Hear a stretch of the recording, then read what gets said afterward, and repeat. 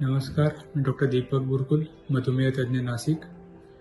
बदलत्या जीवनशैलीमुळे मधुमेह, रक्तदाब यासारख्या आजारांचे प्रमाण दिवसागणिक वाढत चालले आहे. जसे की आपणास माहिती असेल, रक्तदाबामुळे किडनी विकार, हृदयविकार तसेच पॅरालिसिस सारखे आजार होऊ शकतात. तर आपला रक्तदाब नियंत्रणात आहे, नाही आहे हे कसे समजावे? तर त्याची सोपी आणि साधी पद्धत म्हणजे 2-7.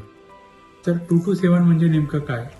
तर ह्यामध्ये आपण काय करतो, 2 ब्लड प्रेशरची रिडिंग सकाळी 1 मिनिटाच्या अंतराने घेतो आणि संध्याकाळी 2 रिडिंग घेतो 1 मिनिटाच्या अंतराने.